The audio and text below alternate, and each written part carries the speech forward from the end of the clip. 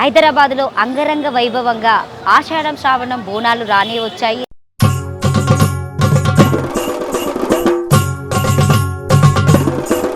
రెండు 2024లో మనం బల్కంపేట అమ్మవారు కళ్యాణ మహోత్సవం ఎలా జరుగుతుందని చెప్పేసి ఈ రోజైతే మేము బల్కంపేటకు రావడం జరిగింది.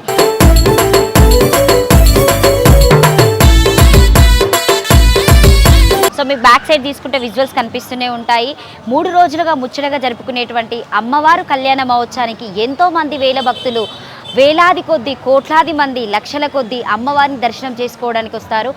ఇక్కడ ప్రస్తుతానికి చూసుకుంటే, చారిత్రకంగా చూసుకుంటే 700 సంవత్సరాలు చేతగలిగినటువంటి అమ్మవారు గురించి గొప్పతనం ఏంటంటే, అమ్మవారు టెంపుల్ దగ్గర ఆమె ఒక పొలంలో ఒక విగ్రహం దొరకడం జరిగింది. ఆ విగ్రహాన్ని ఒక రైతు తీయడం జరిగింది. దానివల్ల శివశక్తులు అమ్మవారిని కొన్ని సంవత్సరాల వరకు ఆ వాటర్లోనే ఉండి అమ్మవారిని పూజించడం జరిగిందని చెప్పేసి మనము పురాతన కాలం నుండి చదువుకున్నటువంటి చరిత్ర మనకు తెలిసిందే. అదే కాకుండా తర్వాత కొన్ని సంవత్సరాల తర్వాత కొంతమంది రాజులతోని ఈ బల్కంపేట అమ్మవారి టెంపుల్ మాత్రం కట్టడం జరిగింది. టెంపుల్ కట్టడం వల్ల ఎన్నో మహత్మాలు జరిగినాయి, అంటే ఎంతో మందికి అద్భుతాలు జరిగినాయి. కొంగు బంగారం అనే చెప్పవచ్చు. అమ్మవారు భక్తులు కోరినటువంటి వరాలను ఎంతో ఇస్తుందని చెప్పేసి ప్రత్యేకంగా ఇక్కడ వచ్చినటువంటి భక్తులు చెప్పుకుంటూ ఉంటారు. ప్రత్యేకంగా చెప్పాలంటే అమ్మవారి దగ్గర ఉన్నటువంటి వాటరు తీసుకోవడం వల్ల వాళ్ళ ఒంట్లో ఉన్నటువంటి వ్యాధులైనా కావచ్చు, కుష్టి వ్యాధులైనా కావచ్చు, చర్మ వ్యాధులైనా కావచ్చు, సో ప్రత్యేకంగా ఆ వాటర్కి ఎంతో ప్రాముఖ్యత ఉందని చెప్పేసి చాలా వరకు పెద్దలు చెప్పడం జరిగింది. కొంతమందికి అవి నెరవేరడం కూడా జరిగిందని చెప్పేసి మనము అక్కడ చూస్తున్నటువంటి విజువల్లో చాలా వరకు చెప్పడం జరిగింది. అలాగే బల్కంపేట అమ్మవారికి 3 రోజుల కళ్యాణ మహోత్సవం అయితే అంగరంగ వైభవంగా బంగారు చీరతోని అమ్మవారిని ఎంతో అలంకరించడం జరుగుతుంది. చూడముచ్చటగా ఆమె కళ్యాణం చూడడానికి భక్తులు మాత్రము రద్దీగా వస్తారు. వాళ్ళకి మాత్రం ఇప్పటివరకు ఎలాంటి ఆటంకాలు లేరని చెప్పేసి చెప్పడం జరిగింది.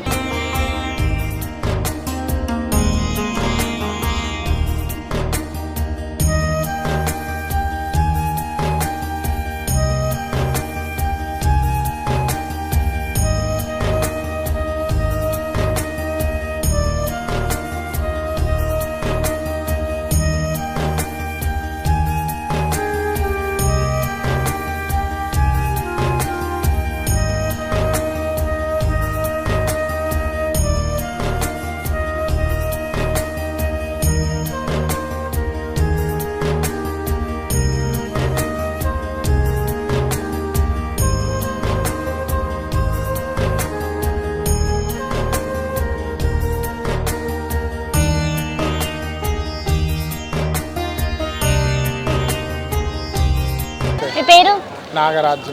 నల్గొండ నుండి వస్తున్నారా? నల్గొండ నుంచి వస్తున్నాం. ఎప్పుడు బయలుదేరారు? మేము నైట్ ఉదయం వెళ్ళినాం. ఉదయం వెళ్ళారు. ఎంత మీరు అందరు 10 మెంబర్స్ మొత్తం 10 మంది ఇక్కడే ఉంటారు ఈ రోజు మొత్తం? ఈ రోజు మొత్తం అమ్మవారికి బోనం సమర్పించి అమ్మవారికి దీవెనలు తీసుకొని అమ్మవారి బోనం సమర్పించి. ఎట్లా అనిపిస్తుంది మీకు ఆషాఢం శ్రావణం రాగానే? మీరు ఎట్లా ఫీల్ అవుతూ ఉంటారు? చాలా సంతోషంగా ఉంటది. అందుకే ప్రతి సంవత్సరం మళ్ళీ వస్తాం. ఈ రోజే లేట్ వచ్చినాం. ఎప్పుడైనా ఒక రోజు ముందే వస్తాం. మేము ఒక రోజు ముందు చికెన్ టే చేసి అమ్మవారి దీవెనలు తీసుకొని అమ్మవారికి బోనం సమర్పించుకొని. ఏమేమి సమర్పిస్తారు మీరు అమ్మవారికి? అమ్మవారి బోనం నైవేద్యం, అందులో పండ్లు, ఇక చీర, సార, ఒడిబియ్యం అమ్మవారికి సమర్పిస్తాం. ప్రతి సంవత్సరం ఉంటారా? సో అంటే మీరు ఇక్కడ బోనం ఇక్కడే తయారు చేస్తారా? ఇప్పుడు ఇక్కడే తయారు చేస్తాం. అంటే మీకు సదుపాయాలన్నీ బాగానే ఉంటాయి ఇక్కడ, కల్పిస్తారా? అంటే మీరు బోనం ఎత్తుకునేటప్పుడు మళ్ళీ వెనక్కి తిరగడం అనేది ఉండదు. సో కింద కొంతమంది కొబ్బరికాయలు కొడుతూ ఉంటారు, కొంతమంది సీస ముక్కలు ఇలాంటి పడుతూ ఉంటాయి. అంటే మీరు ఎలా జాగ్రత్త పడుతూ ఉంటారు? మీకు ఎవరైనా హెల్ప్ చేస్తారా? మీ శిష్యులు ఎవరు హెల్ప్ చేయరు ఇక్కడ, అలాంటివి ఏమి ఉండవు. కానీ ఇక మేము జాగ్రత్త చూసుకుంటూ వెళ్ళాలి. కొంచెం అంత బాగుంటుంది. క్యూ లైన్ కాడ కొంచెం చాలా ఇబ్బంది జరుగుతుంటుంది. ఆ క్యూ లైన్లో ఈ శివసత్తులకు అనేది సపరేట్ లైన్ కేటాయించారు. అదొక్కటే ప్రాబ్లం ఇక్కడ. అంటే ప్రతి సంవత్సరము మనకి ఆషాఢం శ్రావణం రాగానే ముందుగా గుర్తుకొచ్చేది శివసత్తులు, బోనం ఎత్తుకునేటువంటి మీరే గుర్తుకొస్తుంటారు. మీతో పాటు పోతురాజులను గుర్తు చేస్తుంటారు. జనమందరినీ మీరు ఎంతో అలరిస్తారు. అమ్మవారిని కూడా ఎంతో సంతోషపడుతున్నటువంటి వాళ్ళు మీరందరూ. కానీ మీకు ప్రభుత్వము ఎలాంటి, అంటే మీకు మంచిగా వెళ్ళే దారులు చూపించదు. సో మాకు చాలా ఇబ్బందులు అవుతుంటాయని చెప్పేసి చెప్తూ ఉంటారు. క్యూ లైన్ ఒకటి సపరేట్ కావాలి, క్యూ లైన్ ఒకటి సపరేట్ కావాలి, సపరేట్ దర్శనం కావాలి. ఎందుకంటే నెత్తిన బోనం ఎత్తుకొని పబ్లిక్ లో వాళ్ళు అక్కడ దొబ్బ ఇక్కడ దొబ్బ చాలా ఇబ్బంది జరుగుతుంది. ఆ నెత్తిన మేము ఎంతో సత్యంగా ఎంతో ఆనందంగా ఎంతో ఇంటికాడ శ్రద్ధతో వచ్చి ఇక్కడ అమ్మవారికి శ్రద్ధగా బోనం పెట్టాలనుకుంటాం. అక్కడికి వెళ్ళే తర్వాత అందరూ ఒకటే చేసేసరికి వాళ్ళు అక్కడిక్కడ దొబ్బేసరికి చాలా ఇబ్బంది, చాలా ప్రాబ్లం జరుగుతుంది. అక్కడ బోనం ఇక్కడ సంది మేము ఎంత ఆనందంగా పోతాం, అక్కడ పోయేసరికి ఇబ్బంది. అమ్మవారికి బోనం సరిగా సమర్పించలేకపోతున్నాం, చాలా బాధపడుతున్నాం. సో మీకు ఎన్ని సంవత్సరాల నుండి వస్తుందండి అమ్మవారు? 5 years అవుతుంది. అంటే మీకు గురువు ఉంటారా? మీరు ఎలాంటి నియమ నిబంధనలు పాటిస్తారు? ఈ 3 రోజులైనా లేకపోతే ఆషాఢం శ్రావణం కూడా పాటిస్తారు? ఎలాంటి నియమ నిబంధనలు పాటిస్తారు? అంటే మీకు అమ్మవారు వస్తుందని చెప్పేసి మీకు ఎవరైనా చెప్పారా, లేకపోతే మీ ఇంట్లో వాళ్ళు అబ్జర్వ్ చేశారా? ఇంట్లో వారు అబ్జర్వేషన్ చేసి మా పలాన సంగతి గురువు ఉండే సంగతి అక్కడికి వెళ్ళాక గురువు అనేది మేము పటాయించుకొని వెళ్ళాం. అంటే మీకు ఎప్పుడైనా ఇట్లా టెంపుల్స్కి వెళ్ళినప్పుడు మీరు నిలబడ్డప్పుడు మీకు ఏమన్నా అంటే ప్రవర్తనలో ఎలాంటి ఏమైనా జరుగుతూ ఉంటాయా? వైబ్రేషన్స్ అనేది వచ్చాయి, వైబ్రేషన్స్ వస్తూ ఉంటాయి.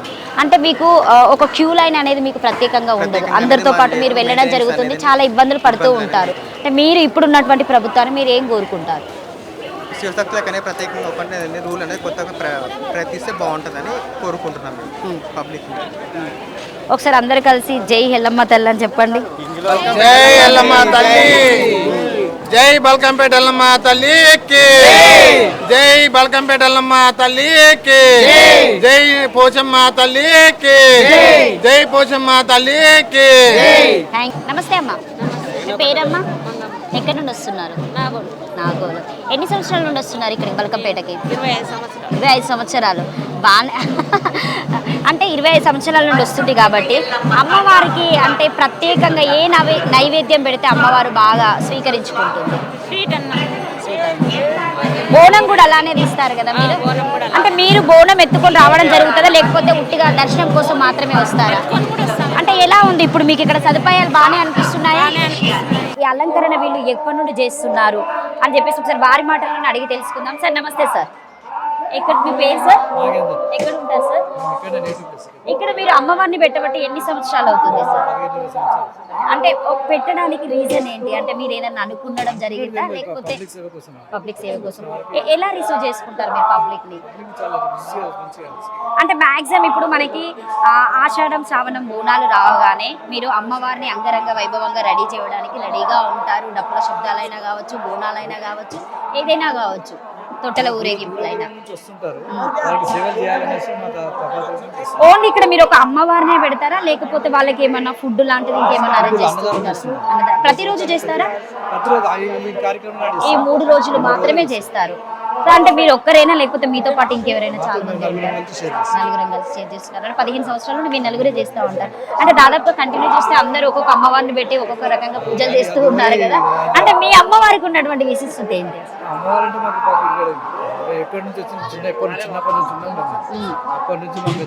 అంటే మేము ఉన్నటువంటి అంటే తరతరాలుగా చూస్తే అంటే మనకి పురాతన కాలం నుండి 700 సంవత్సరాల క్రితం నుండి ఇక్కడ బల్కంపేటలో అమ్మవారు వెలువడం జరిగింది. చాలా వరకు అంటే అందరికి అనుకున్నటువంటి కోరికలు నెరవేరుతాయి. అంటే కొంచెం పెద్దవాళ్ళు చెప్తూ ఉంటారు, కొంగు బంగారం అవుతుంది అమ్మవారికి వస్తే అని చెప్పేసి చాలా మంది కోరుకుంటూ ఉంటారు. ఇంతవరకు మీకేమన్నా జరిగాయా? మాకు అమ్మ ఉంటేనే అన్ని, మా దయ ఉంటేనే మాకు ఈ పొజిషన్లో ఉన్నాము. సకల తెలంగాణ మొత్తానికి ఆమె చాలా పెద్ద దేవత. మన తిరుపతి ఇంకా హైదరాబాద్ తెలంగాణలో అంత పెద్ద దేవత. వెళ్ళబడి ఉంటుంది బల్కంపేట అంటే చాలు మాకు పెద్ద రికార్డు. బల్కంపేట వెళ్ళమ్మ అంటే మీరు అమ్మవారికి ఏమేమి సమర్పిస్తారు బోనంలో? బోనము ప్లస్ ఇవన్నీ ఉంటాయి కదా.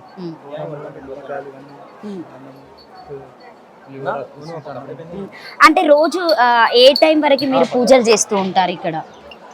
ఇప్పుడు మాత్రం ఈ రోజు మొత్తం అవుతుంది. ఈ రోజు మొత్తము తర్వాత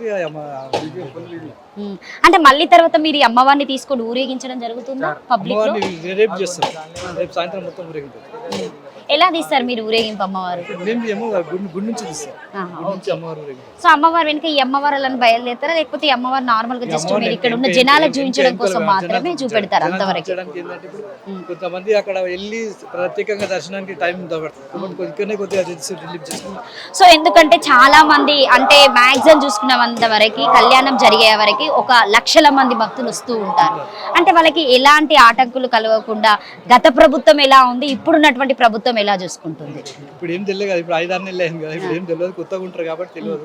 అంటే మీరు వెళ్ళి అడగడం జరగడం లాంటివి ఉంటాయి కదా, ఆ ప్రభుత్వం అంటే మనకు అయిపోయింది కాబట్టి, సో ఇప్పుడు ఉన్నటువంటి ప్రభుత్వం మీకేమైనా హెల్ప్ చేయడం జరిగిందా? సహకరిస్తామని చెప్పారు, సహకరించారు కూడా. ఇంతకుముందు పోలీసు కూడా అంత లేకుండే, ఈసారి పోలీసు బాగా పెట్టారు పోస్టులు కూడా. ఇంతకుముందు కొన్ని ఇన్సిడెంట్స్ జరిగినాయి, కానీ ఈసారి అయితే ఏం జరగదని ఆశిస్తున్నాం. అంటే దాదాపుగా ఇప్పుడు మేము లైవ్ లో కొంతమందిని అడగడం జరిగింది, సీనియర్ సిటిజన్ ఉన్న వాళ్ళకి అంటే ప్రత్యేకంగా అటువంటి వాళ్ళకి సదుపాయాలు ఏం లేవు, మేము నార్మల్ గా వాళ్ళతో పాటే నడుస్తున్నామని చెప్పి కొంతమంది బాధపడుతూ ఉన్నారు. సో వాళ్ళ గురించి మీరు ఏం చెప్తారు? జరిగింది కూడా, మాకు కూడా పాసిబిలిటీ ఏం రాలేదు, మేము కూడా బాధతోనే ఉన్నాం. కానీ ఏంటంటే ఫస్ట్ టైం వదిలేయాలి, ఎందుకంటే వాళ్ళకు కూడా కొద్దిగా కావాలి కదా, ఎవరు ఏంది అనేది మనుషులు ఇక్కడ బస్సులు వాళ్ళు తెలియాలి కదా, తెలియాలి నెక్స్ట్ టైం తెలిసిపోతుంది. లాస్ట్ టైం ఈసారి ఏమి జరిగింది, నెక్స్ట్ టైం దాన్ని కంట్రోల్ చేసుకుంటారు. క్రౌడ్ ఎస్టిమేట్ చేస్తున్నారు ఫస్ట్ కదా. పాత వాళ్ళు అయితే పాత వాళ్ళని జరిపేసారు, కొత్త వాళ్ళని తెచ్చారు కాబట్టి కొత్త వాళ్ళను కొద్దిగా కవరింగ్ కావాలి, ఎవరు ఏంది అనేది తెలిసిన నెక్స్ట్ టైం వీళ్ళు అయిపోతారు. సో మొత్తానికైతే మీరు 2024లో మీరు అనుకున్నటువంటి కోరికలు నెరవేరాలని అమ్మవారిని మళ్ళీ పెట్టారనుకోవచ్చా? 100% సమస్యనే లేదు, ఆమె ఈ పొజిషన్లో మేము ఆమె. అంటే టెంపుల్ గురించి కొంతమందికి ప్రత్యేకంగా తెలియని వాళ్ళు కూడా ఉంటారు, ఎందుకంటే ప్రత్యేకంగా ఒక టెంపుల్ ఉందంటే సో అంటే నల్ల పోచమ్మైనా కావచ్చు, పోచమ్మైనా కావచ్చు, సో ప్రత్యేకంగా హైదరాబాద్ లో ఉన్న ఒక్కొక్క టెంపుల్ కి ఒక్కొక్క ప్రత్యేకత ఉంది. సో బల్కంపేట అమ్మవారు అనగానే అందరికి బాగా గుర్తుకొచ్చేది బ్యాక్ సైడ్ లో ఉన్నటువంటి వాటర్ రావడం జరుగుతుంది. సో అమ్మవారు బావిలోనే వెలవడం జరిగింది. ఆ వాటర్ తీసుకోవడం వల్ల చర్మవాదులైనా కావచ్చు, పుష్టివాదులైనా కావచ్చు, ఇది ఎంతవరకు నిజం అంటే వాస్తవం నమ్మొచ్చా? 100% అంటే మీరేమన్నా ప్రత్యేకంగా చూసారా? చూసడం లేదు కాదు, తెలిసిపోతుంది కదా, మాకు చిన్నప్పటి నుంచి ఉన్నాం కదా. ఏంటంటే అమ్మవారు వెళ్ళి వాళ్ళు బొట్టు పెట్టుకుంటే సరిపోతుంది, అమ్మవారికి వెళ్ళి బొట్టు పెట్టుకుంటే సరిపోతుంది. సో థ్యాంక్ యూ అండి, థ్యాంక్ యూ సో మచ్.